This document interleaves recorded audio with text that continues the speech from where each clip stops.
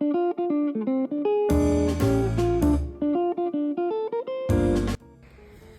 guys, my name is Keith Neurotis, known as the leader and superior of Club LASM, aka lover of animated shows and movies, and I am here with Gilbert. Yeah, thousands of years ago, I kicked your ass. Now I'm gonna do it again right now. And Lazy Bones. Excelsior! I was trying to think of a line from Amphibia to say for the intro, but I couldn't think of anything, so I just said the first word that came to mind. Oh my god. So first things first, how are we doing in this lovely Tuesday afternoon? Oh, not so great actually. I just finished my final exam like an hour before this recording, and I did not do so well. It's comparative politics, and I am not very happy with the result. But hope to God that my grade overall in that class will bump it to a whole course, at least a C. I'm kind of having a similar problem, actually. I actually have a class right now, because I'm in college, that I have a D right now. I'm trying to bring it up to a C, or maybe a B, a low B, hopefully, but before the trimester ends, or else I'm kind of doomed. Like, what day is your last semester? Today. I'm sorry. Wait, today, Gilbert? Well, for me it's today, and because of all this, this just not feeling too great, all I want to do is talk with you guys, and then later on pick up my comic book, eat, and then go watch Multiverse of Madness. Well, I did told you earlier that I just finished college now. I just finished ACC. I just had my commencement ceremony the day before Labyrinth Runners aired. Well, You officially congratulations. Thank you. You graduated. Yeah. Oh, nice. Oh, congratulations. Oh yeah, that was the day. That was literally happened the day before the 2 episodes of the Outlaws and Amphibia came in.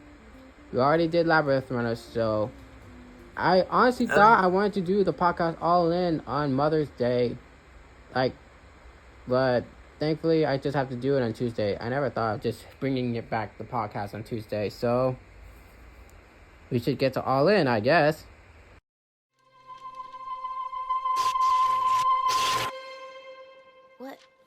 What did you just say? We want what you want, always and forever.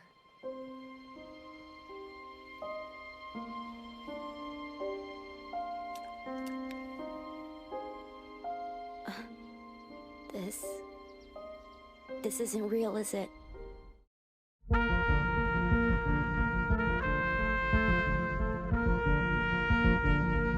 So with Amphibia all in, wow. All I can just say about it is wow. What an episode that I'm surprised to this day that diving in head first at 8 p.m. that was literally the best 48 to 1 hour thing that I've ever witnessed with this episode. There's so much I want to talk about. I had to wait until much later than you guys to watch the episode. I got a cable. I mean, I got cable, the provider, but I don't got a cable box. You know what I mean? I got the service, so I was able to watch it through Spectrum, but I had to wait much later than you guys. Synopsis. Anne and her friends fight for their lives as the fate of both worlds hangs in the balance. It's basically the series conclusion. I mean, not the last episode, but I think this is more the conclusion, right? It's Second second to part last, 2. I mean, there's still kind of a cliffhanger at the end, but I'd say this is the big sort of wrap up. I guess sort of in that respect.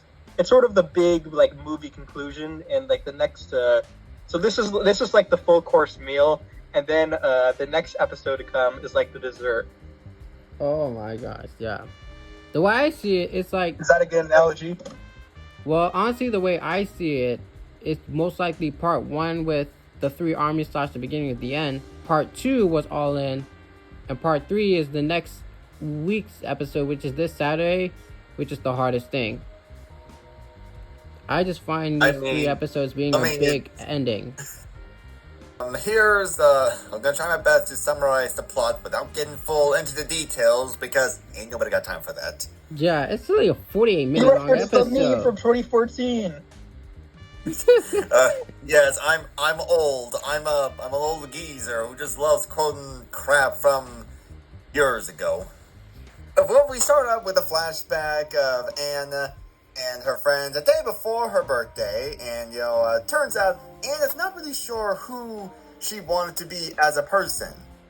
Back to the present, and we see King Andreas and Darcy's armies invading Earth, and then friends were rescued by Mr. X, who turns out Anne's parents are with. They're working with him to stop the invasion. They've been training for what was it, a month? Yeah, I don't know how long. To me, I would say honestly for like 2 months, because that's how long season 2B was. March through May. I get to see it as 2 months. Really. Okay, we'll say to Yeah. probably a few months, but I can't remember too much. And together they all try to fight Andrews' army. Meanwhile, in Darcy's head, we see Marcy living in some sort of fantasy world. Emphasis on fantasy. Like, we literally have Marcy seeing Anne and Sasha dressed as Link and Edelgard. Yeah, those are like fake. Like, the core is literally giving Marcy what she wanted, trying to keep her inside of her own head. And because she kind of does realize though that this isn't what Anne and Sasha want, and she realizes that in reality they're probably mad at her because she was the one who got them stuck in Amphibia in the first place. Not to mention that you can't control people's lives. Who does that sound like to you? Moving on. I think I tweeted out. And I tweeted out about the episode the day after that she finally realizing that running away from her biggest situation will only make her more of a coward. That's what she learned from it. For that was a line from it, right? I remember that. Yeah. The battle continues, and Andreas has these two giant herons attacking, and it turns out they're the same herons that killed Sprig and Polly's parents. And when the herons were attacking the Boon Choys, the planters had enough and did the what was it? The hunting dance. The same thing we saw on the second episode of season 2, and what Leaf did in The Corn of the King. Managed to control the herons, then it took the fight, keep fighting on. Sasha managed to sneak in through in the castle, and she and Grime fought Darcy, but Grime lost an arm. Honestly, at the same time, there's like two different sides of me. I want to react. One is like, wow, that just happened. Captain Grime lost an arm. And secondly, I kind of felt pleased because it would finally put an end to this whole theory of Anne losing an arm. Finally, it would put an end to that. I was hoping to bring it up later, but and then Sasha managed to cut off Darcy's cable line.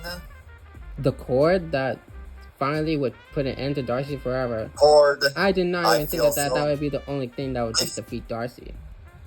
Honestly, I figured that she would cut the cord. I mean, yeah, that makes sense. I mean, how else do you get to defeat her? Let's be honest. If you think about it, this is like a boss battle here. So of course they're gonna attack the cord.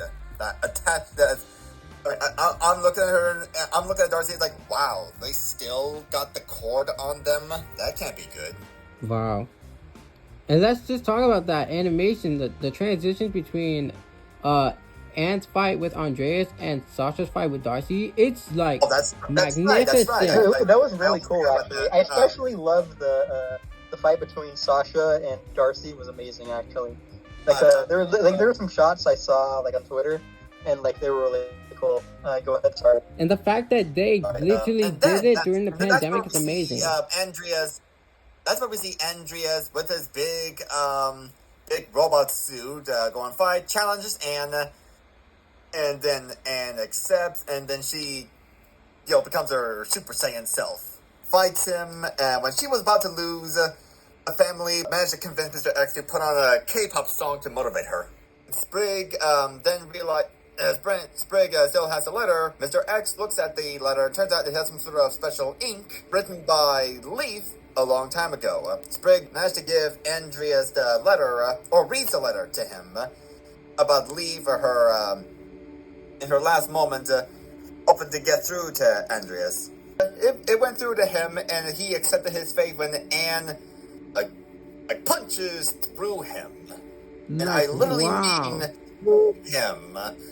Like in Mortal Kombat, he goes through the whole body. And it turns out Andreas is more machine than Newt.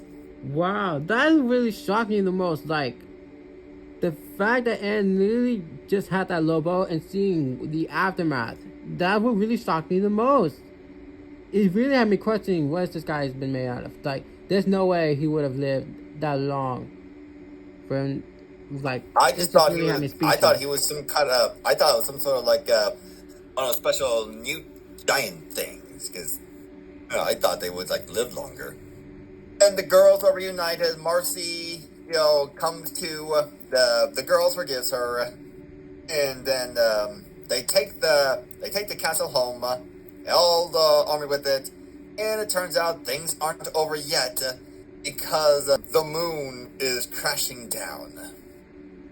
Or it's hurtling towards. Is that a reference to anything? Like, I think that was a reference to a game, right?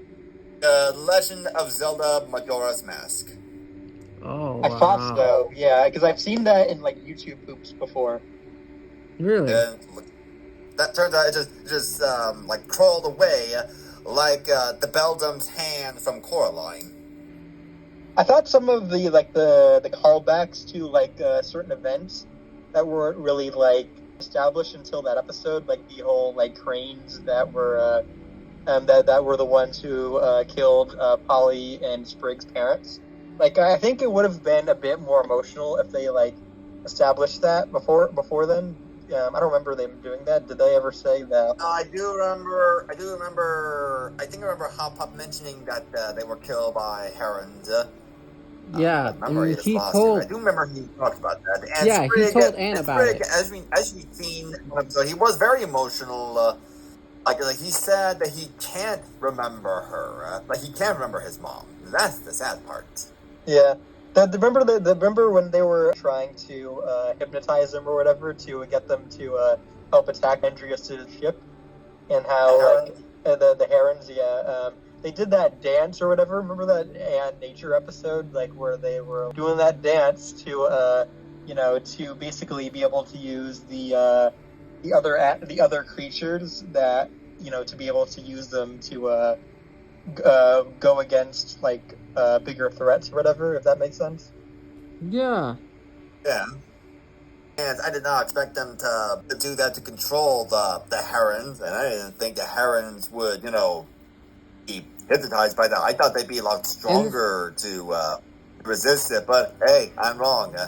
And when I saw the dance before, I don't remember the snap. I don't remember that there would be a snap that would finish it. The first time I even saw the snap was literally just on that all-in episode. Probably need to rewatch the episode. It's been a long time since I've seen that one. Yeah, me too. Yeah. Plus the cliffhanger. There's some details in the episode, especially the beginning of the episode, that shocks me the most out of all of them. What?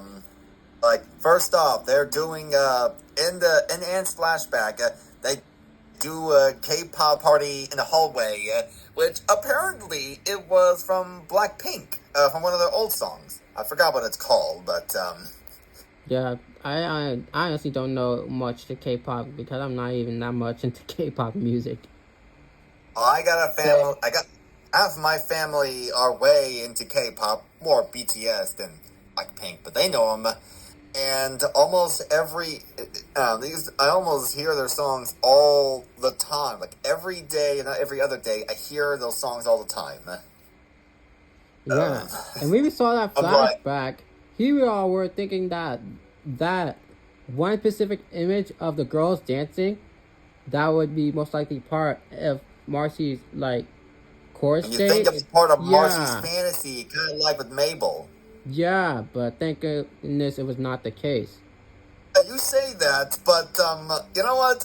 This is gonna sound controversial, so I'm gonna say it. Marcy deserved what was coming to her. Because as they were dancing, Marcy brought a little puppy, and she threw the dog across the hallway. She threw him like a basketball. And she doesn't even look like as soon as she threw the dog, she turned back around and danced again. And she wasn't even in evil Darcy mode or anything like that. She didn't have any excuse. She was just a very neglectful girl who, it sounds like she doesn't care about animals. She sees them as, well, just as maybe as toys. Like she didn't really think much of the frogs and Amphibia until Anne managed to get through to her, but no, she's to keep her away from animals, man. And, like she was surprised when the dog landed on the principal's head. You know, thank God for that. But I hope Marcy doesn't have any pets at home, because if she did, yikes. Like, even if she did has a pet, what type of animal would that pet be? Oh God, a rock. It would be it would be like a cat, or maybe a labradoodle or something like that, and she would name it after a character in a video game. It would be Edelgard. Something like that. Honestly, say it could be a newt, only because she's in A newt Newtopia. named Yoshi. Oh, like that. what if she had a newt that looked like Andreas? Oh, that would be very interesting. We already know Hop Pop is dead on Earth. Yeah, that frog version of Hop Pop is dead, but not our beloved Hop Pop. Yeah, but the Earth's Hop Pop is dead. Earth's Grime is sitting at a zoo. Wait. Oh, I just remembered that part where Grime, his arm was chopped off. And like I said before, thank goodness it was not Anne's arm that would be removed. I remember that. That was like a fan theory. I'll put my input on that soon, but I got one more thing to say regards to the girls. Just one more thing. Yeah? Now, I know none of them are saints. Anne is not perfect. She has troubles of her own. But I can confidently say, out of all three girls, knowing what we know, seeing all the pieces together, Anne seems like the good one. Definitely. Even though Marcy, I don't think is a bad influence. I think that Marcy is definitely not a bad influence, but she is definitely reckless and careless. Like playing games while they're in the middle of the important game. Her still playing games while Anne was trying to get the ice cream. Get the slushie, and her playing video games during a school play of Peter Pan. And she walked in another day, she walked into a zoo full of snakes. Sasha, we already know Sasha's deal. So I don't think it's like on purpose. Maybe it's not on purpose. But the fact that Marcy did not realize this until much later on, and I'm still taking a lot of the points off of her because of that dog throwing. And as Sasha, we already know her is pretty obvious, bossy, manipulative, and look, I'm not gonna sugarcoat it. Anne's not perfect. She's she hates responsibility. She's on the family wall. She was younger though when she put that. She was a lot younger, and she at this point. And she may need some, and she needs some growing up to do. But in comparison, she's a lot better as a person. It's not my intention to bash these girls. Okay, I'm not. That's not what I'm trying to say. I'm just saying. You dare hate on my favorite Amphibia character. I'm not hating on them. It's just my cynical perspective. I would have to say Anne's probably, more well-adjusted or, not a menace than the other two. You've got a point. I think that out of all the Amphibia characters, I think King Andreas is definitely the nicest. Did you say King Andreas is the nicest? But then again, yeah, I think. That is not what I said. I know, I'm kidding. But then again, Okay, we literally well, saw now the that I got that out flashback of the way, of how now that much. I got that out of the way, now we can talk about the fact that Grime, now he needs a new arm. Yeah, I mean, but then again, Gets he still a looks okay robot with arm or another something like arm, that. but yeah. I saw a post where, hey, maybe he get that arm from those frog bots. Oh, like one of the evil four bros? Yeah, kind of like with I forgot his name. I'm gonna call him Dr. Octavius. Oh, I'm gonna call him Octavius, the guy who got the robot arm. Oh. Oh, yeah, I remember him. But let's talk about that cliffhanger. Like, what? I need to talk about that cliffhanger, like, many times.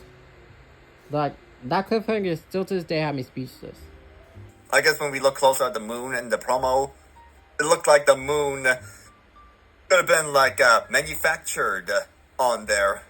It could have been there for a long time, with Darcy's helmet on top of it. And the warning sign was there. Like, Yeah. throughout the whole time.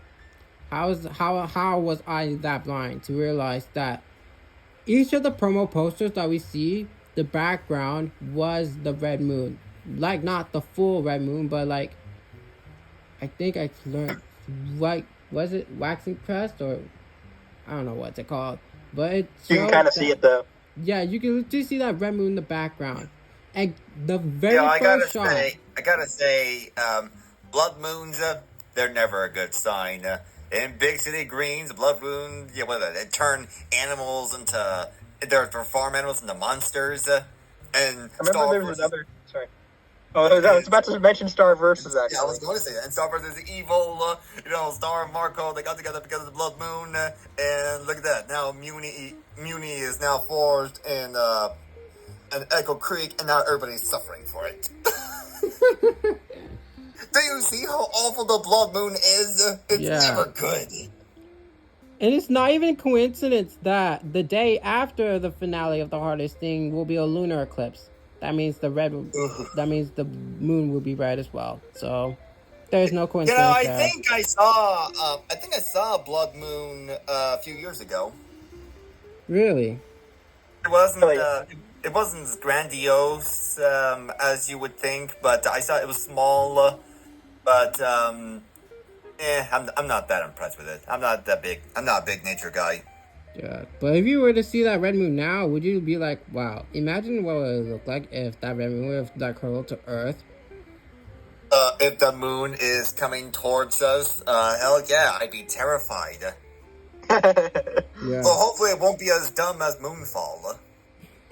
And hopefully it won't be as dumb as the Danny Phantom finale, Phantom Planet. Oh, wow. Or as dumb as Don't Look Up. Oh, no. Don't bring up Don't Look Up. I didn't watch it. Nor I didn't want to watch it. There are many people saying that's bad. Better joke than Amy Schumer, I can say that. Oh yeah, I think there was like a joke she wanted to say about like Tick Tick Boom. Oh no, that was a different joke.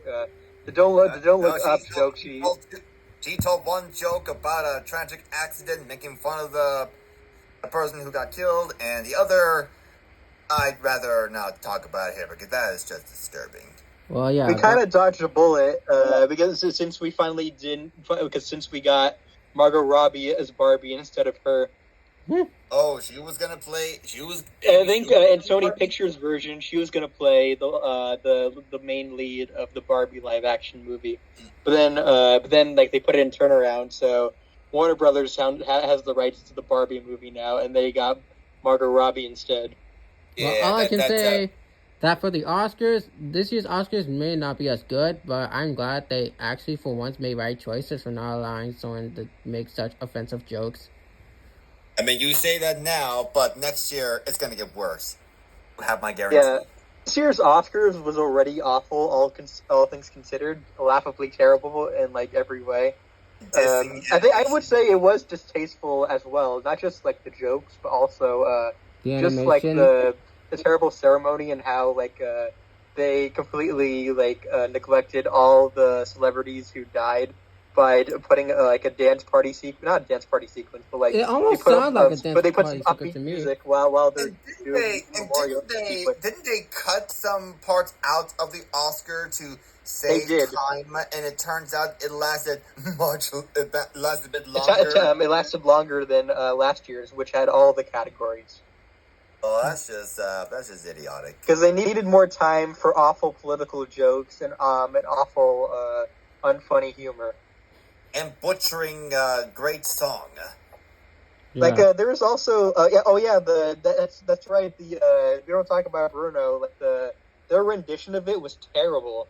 Like it was such a wasted opportunity too, because they could have done something interesting with it. Like they could have had all the voice actors from the movie, just singing their parts on stage. That would have been great, actually. But no, they just got random people.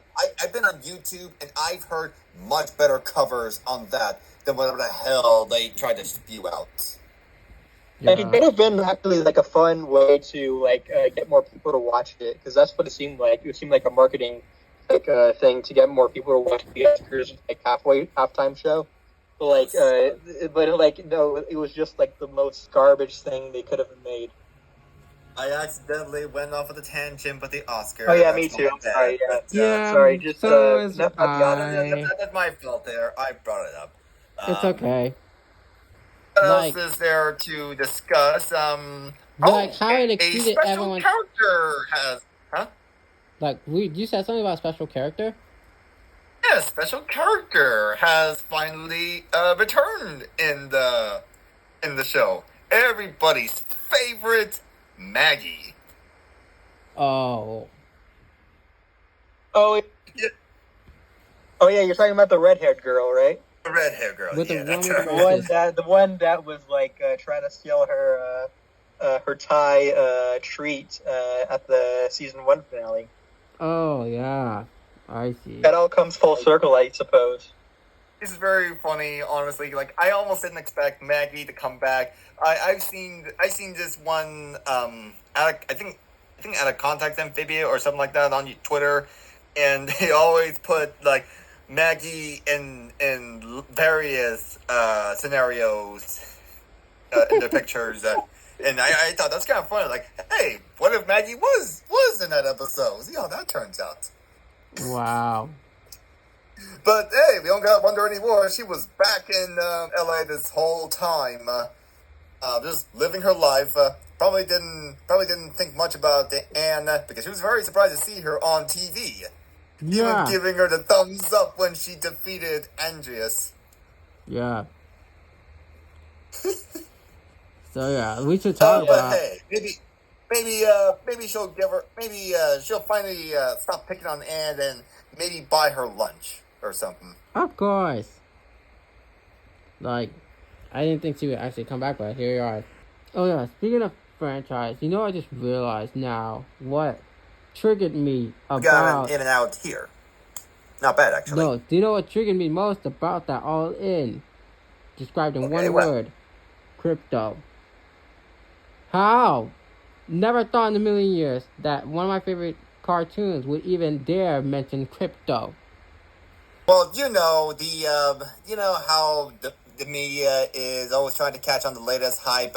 It's not the first time they tried to advertise something stupid during a tragedy. It's an amazing thing. Well, not really amazing, actually. So, yes, the fact that they had the media talking about something so stupid in the middle of a war, no, that's not surprising. That's actually realistic. That's the sad I'd somehow expect even dumber of them. Oh, what? Were you hoping that were you hoping they advertised another restaurant? I'd hope that they'd stop talking about the war and cut to a sponsorship from Raid Shadow Legends. Oh. Oh yeah. I haven't played Raid Shadow Legends. I mean, if you guys have you ever played Raid Shadow Legends before? time I go on YouTube and watch some of my favorite videos, that I see these advertisements. Even some people I like, they always do Raid Shadow Legend. But Raid Shadow Legend is play now. Hey, you gotta pay the bill somehow, okay? Yeah, you can't fault them for it. I sympathize with YouTubers that still get sponsorship from Raid, because like they still gotta make some money though, because like YouTube just likes to block a lot of videos that contain copyright, even though fair use is a thing that exists. I also gotta talk about Mr. X. Yeah. And his husband. Oh yeah. Oh wait, I didn't notice that.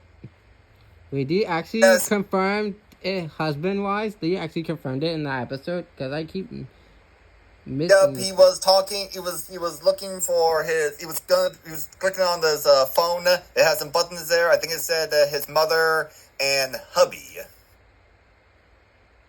Oh, I missed that detail actually. Oh, hey, look at that, Mr. Eggs. He's got someone. That's nice.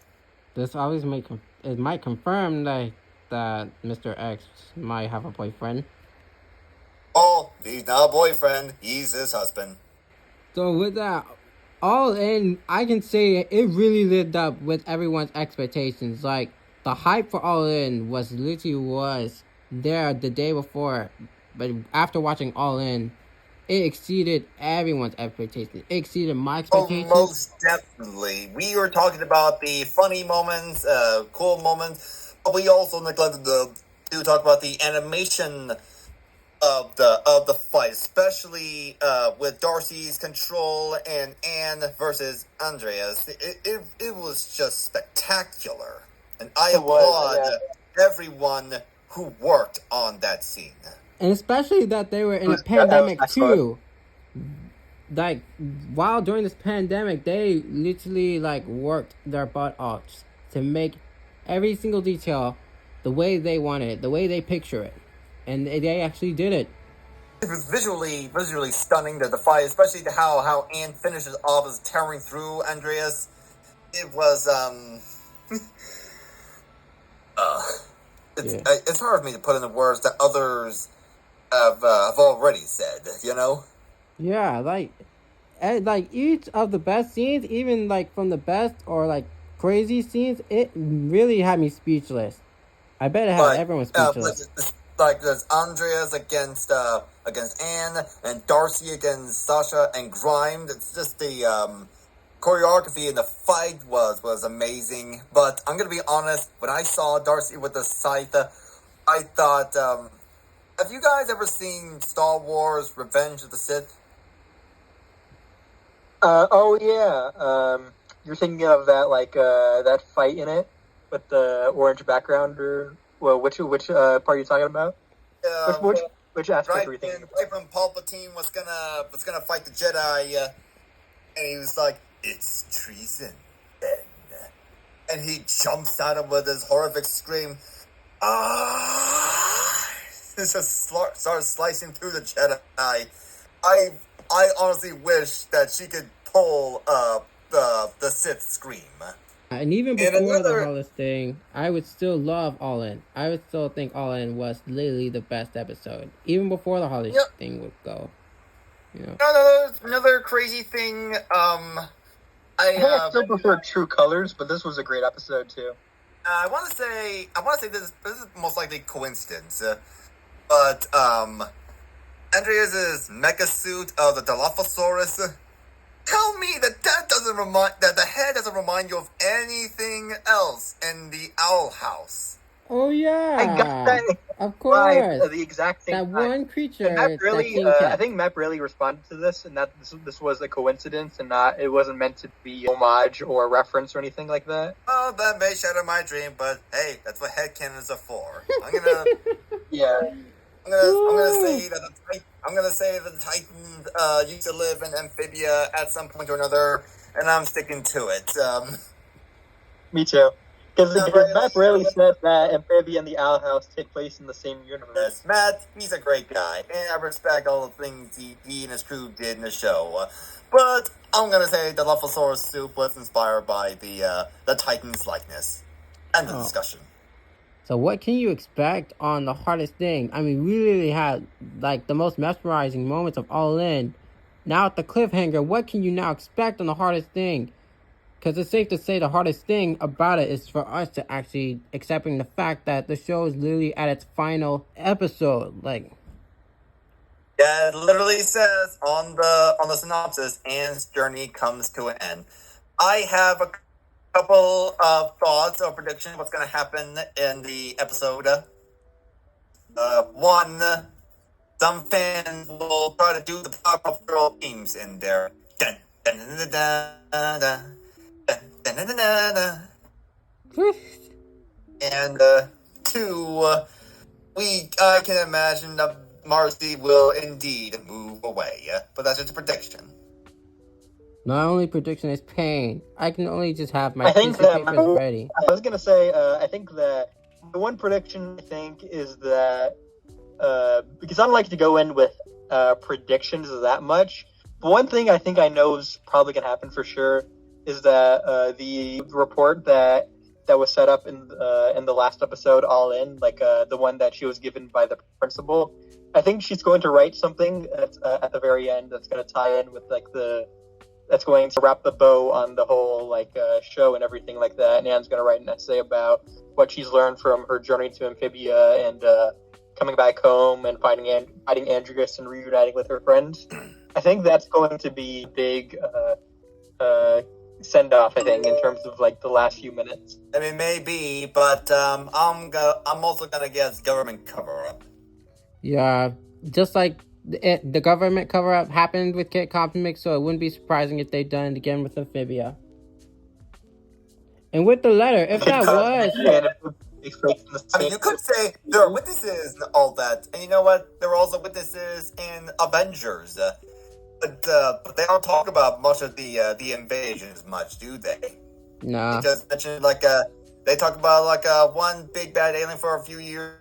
And then a few years ago, and they forget about it. So, yeah, if they do a government cover-up, I'm not going to be shocked that people will start to forget about it. And when you mentioned the principal, I gotta say, what the hell? Is he going in an apartment with all the toilet papers? And my only prediction is pain, but if the letter that you told me, Lazy Bones, was the case, imagine if the final 2 words that she would write down that would end the series could most likely say, it's complicated. Because we saw on one of Matt's tweets that he had this one sketch he had throughout the whole production with the 3 girls, and on the bottom it says, it's complicated.